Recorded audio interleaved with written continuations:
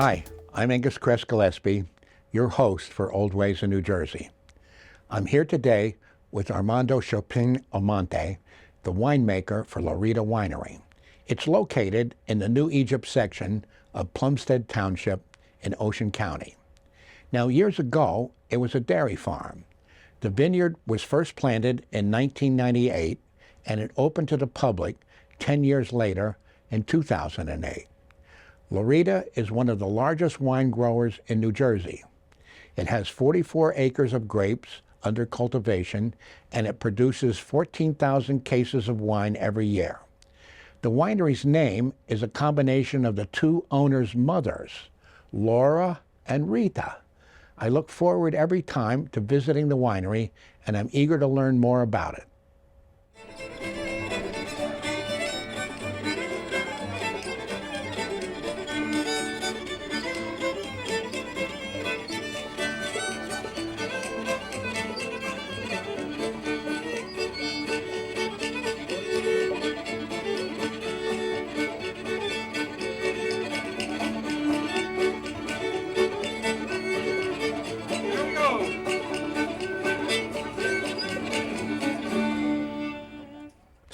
Armando, tell me a little bit about growing up in Pueblo, Mexico.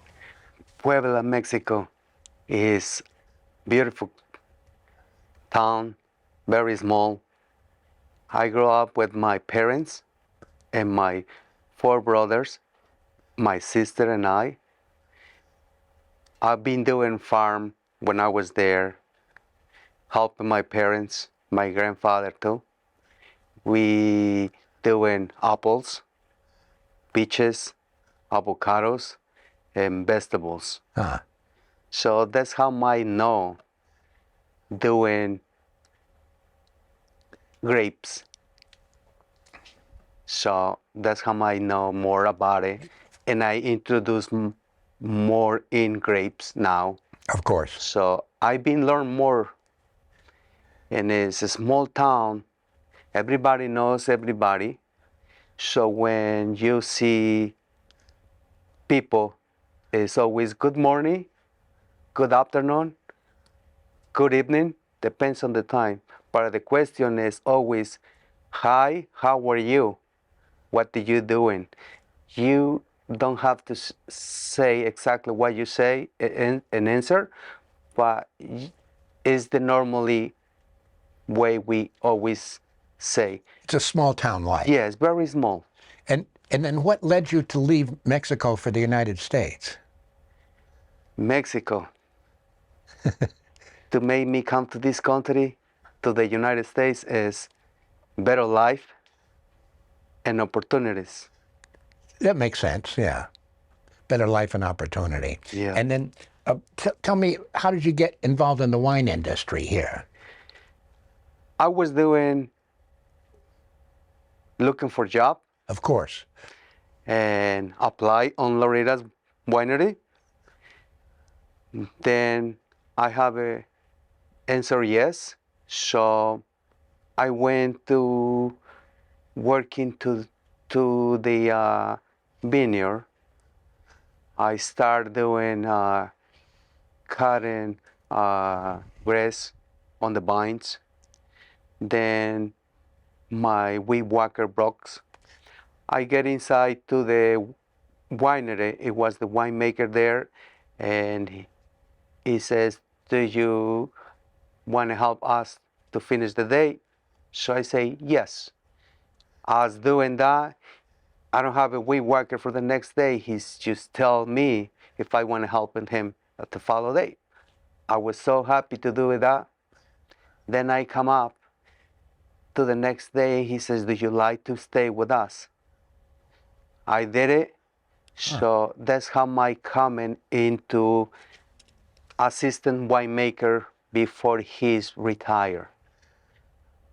And you were sort of his understudy. You learned, you were his apprentice. He's teaching me a lot. He was very kind. He's like my father. Yes, I was feeling like that when he was with me. I'm missing him a lot because he's always nice to me. he trained you to become the winemaker. Yes, Yeah. So now you have tremendous responsibility. I do. Yes. And so, what grape varieties are grown at Laurita? We have a few kinds like Cabernet Franc, Merlot, Riesling, Chambersen, Norton, Sauvignon Blanc, and we have a new grape variety we call Traminette. And what's the soil type, basically? Soil type is most is sand, little bit gravel. It's 44 acres, so it's a big land. And some parts is clay and sand. It's like a mix. Yeah. And let's talk about some of the particular wines, like Chardonnay Naked, for example. Naked, I guess it wasn't exposed to oak. No, Chardonnay Naked is not really a spot in oak, but I do the style people likes it. Yeah. So it's nice and crispy. I do very light oak, Oh, I see. Just a little bit. just to little bit. Then it's nice and fresh. Uh, You can feel the aromas like green apple, uh, um,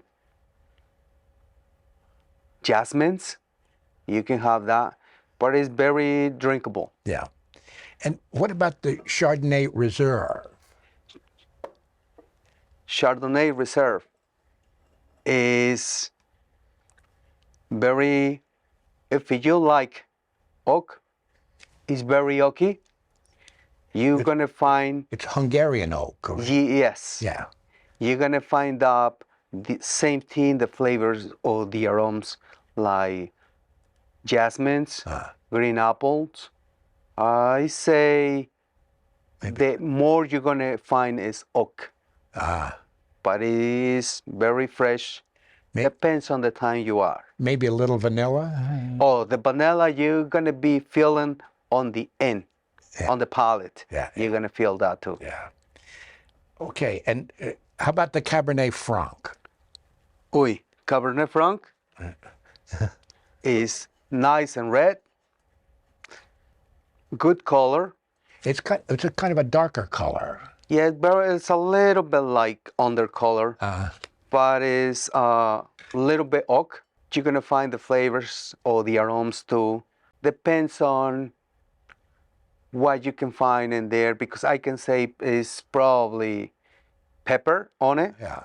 And then there's Merlot. Merlot. Very full-bodied, yeah. It's a full body.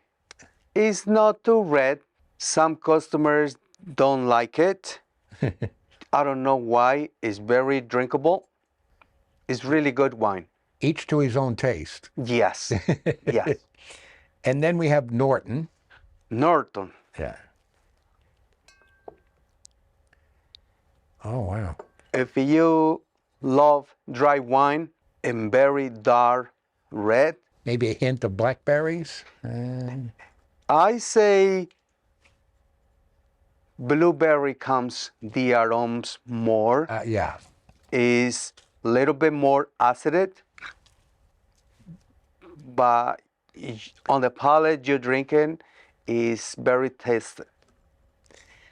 And then, I'm a kind of a beginner in wine tasting, and I'm very fond of your sweet wines. Can we talk about the chocolate therapy? Oh, I'd love to have that after dinner in lieu of dessert. it is like dessert wine. It's sweet, Yeah. and you can taste in all the chocolate with the wine. Yeah. Very good, drinkable after dinner. Yeah. And then there's the peanut butter chocolate therapy. It's a little variety. Chocolate peanut butter is one of my dreams, I was sleeping, and we have a chocolate candy we call peanut butter candy, sweet too. So when I come to my office, I say, let's do something with my dream, and I come up with the little samples. Everybody likes it.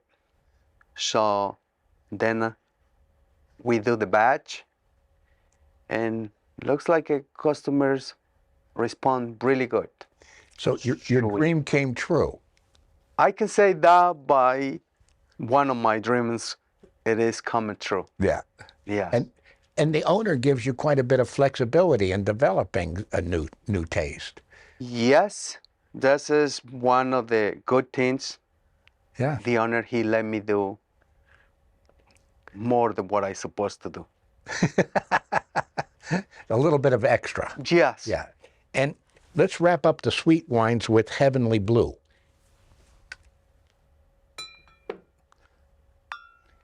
Oh, wow. Look at that. Blueberry wine. It's a small bottle. Sweet. All the aromas is not going nowhere. When you're drinking, you can feel the aromas like blueberry. It's 100% blueberry. The owner has property, and when it's time for harvest blueberries, he comes with the blueberries, and I crush the blueberries.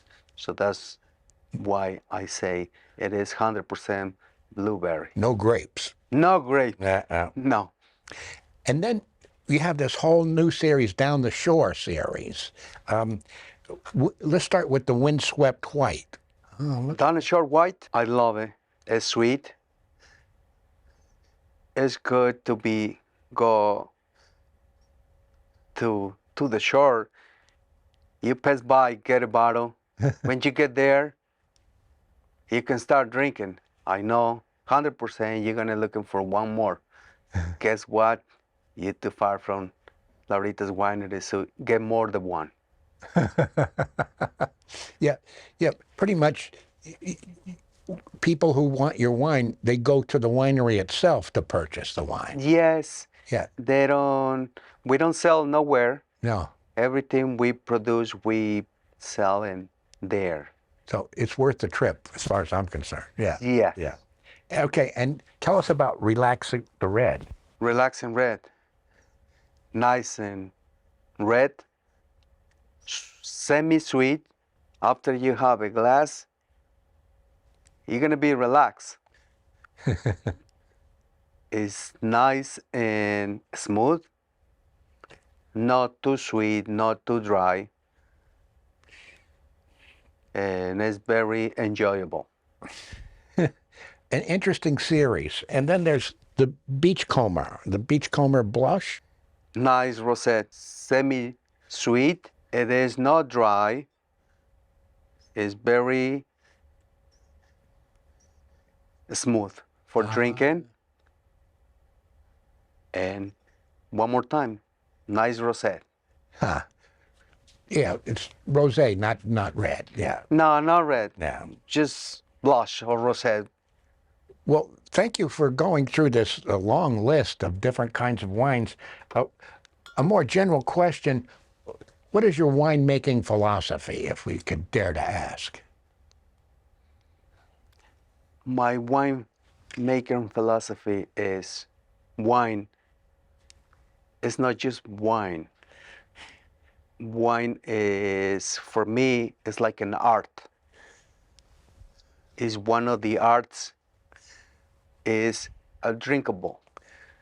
A drinkable art. Yes. Yeah. Very interesting.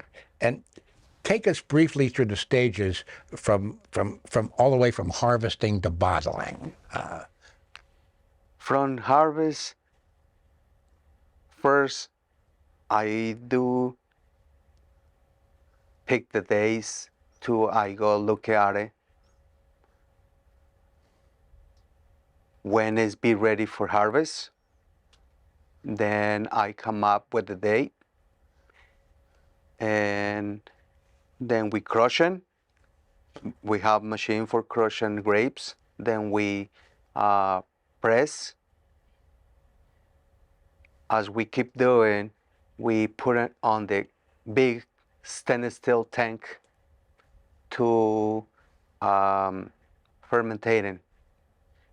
After that, we just go, and when the fermentation is done, In the tank, it's double-sided yes, it's double side of. to maintain the temperature. Yes, they have the tank has their own temperature controls. Yeah.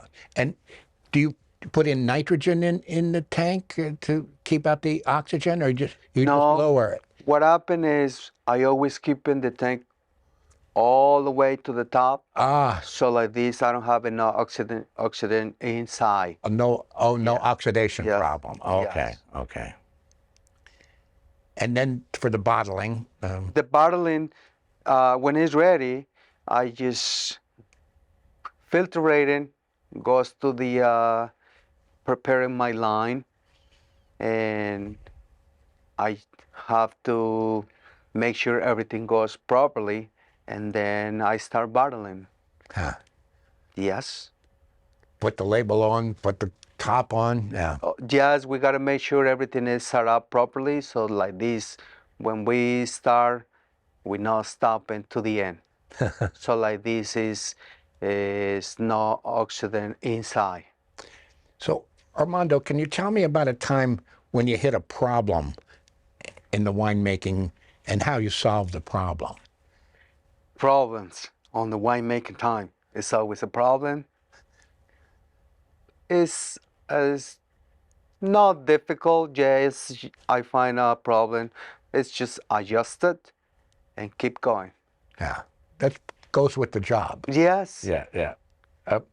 And then how do you control the quality all the way along through the process? Quality control, I got to see everything is properly. It's big process. I just gonna tell you one is the we have to check the bottle level size in between the cork and the level wine.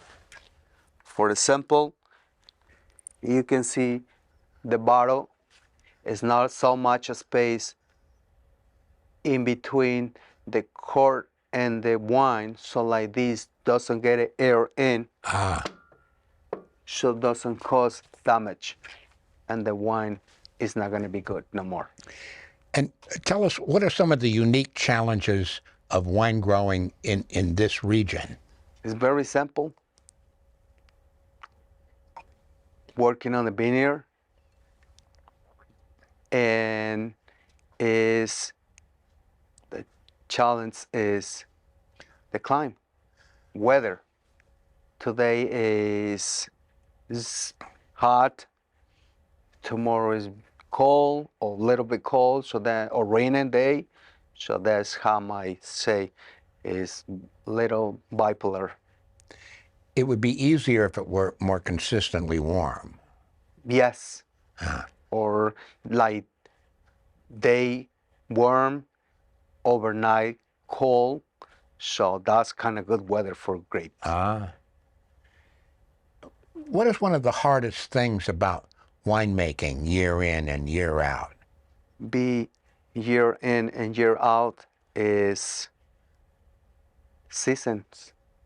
Always you planning today do something, and you cannot do it because the weather, same thing, the climate, it doesn't make doesn't help sometimes to do it, but that's Do you have a problem with deer? very much. It is. I have a tremendous families around the property, and I have to do it. I love to see, so I don't mind. How do you keep the deer out? No, I love to see, so we gotta eat. Everybody's has to eat, so we live there. The deers too. You don't use an electric fence. No, No. no, no. It's just let's let's have some fun with the deers, Yeah. especially when you see the babies. Yeah. Yes. And what about the insects? How do you deal with them? With insects, we just have to spray. Same thing is a climb situation. Sometimes it's very hot. If it's very hot, I cannot spray. But if it's a good temperature, I have to keep take care of the insects. And if you hit a dry spell, do you have to water the grapes? Yes, I have a good system irrigation. So yes, we do. Yeah. And what is perhaps the most rewarding thing about your job? My reward about my job is when I see after customer drinking wine, I see the big good smile. I'm so proud to myself to see they enjoying the wine. So how do you keep informed and updated on the current trends in the wine industry? Customers make me keeping up in this industrial wine because I got a lesson today. So if I listen a day, I be know what is they looking for. But so far I like to what they say about wine on Laurita's winery. And of all these wines that we've discussed, is there one that you're particularly proud of? I'm a proud by all these wines, but one more time, I come up with the chocolate peanut butter because it's one of my dreams and it comes true. So that's why I love this wine, how we made it now, and people enjoy it. Yeah, and it's one of a kind. I don't know of any other winery that has this chocolate peanut butter. There are other wineries that have chocolate, but I think this is unique. It is. Wow. I probably it is because it's one of my dreams. And how do you see the future of winemaking in New Jersey? What are some of the challenges? What are some of the opportunities? Well, challenge and opportunities. The challenge and opportunities is gonna be better at equipment. Better equipment, And which is expensive. yes, very expensive, but it's worth it. Yeah. And we back to this climb. Working on the vineyard is the challenge Yeah. because wherever we gotta work on the vineyard first to have a good grapes to make a good wine. And I know I've had the pleasure of meeting your son Pedro, who's made a number of videos of you at the winery. How did you and Pedro work all that out? He got to school. He decided to go to school, and when he likes to film or take pictures of the what I'm doing. So he come up with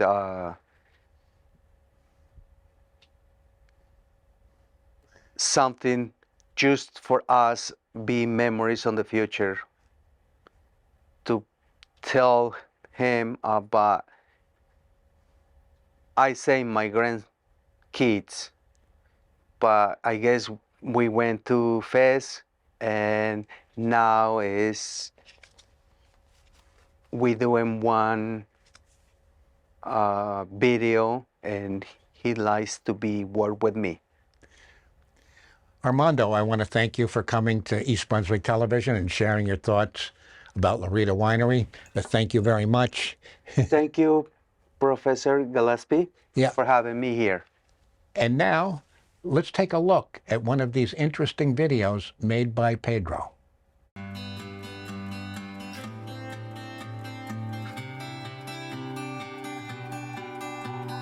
My name is Armando Chapulin Aponte. I work here as a winemaker and manager the vineyard, and the winery is located at New Egypt, New Jersey. As a winemaker, I make the wine, bottling, and I manage the vineyard.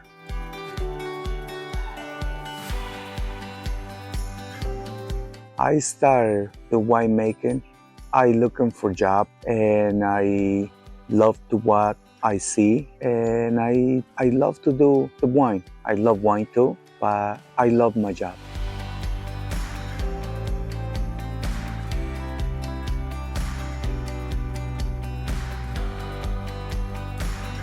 We have a lot of varieties grapes, is like Chardonnay, Merlot, Cabernet Franc, Cabernet Sauvignon, Sauvignon Blanc, Traminette, Norton. My favorite part of my job is make the people happy and my boss. If my boss is happy, I'm happy too.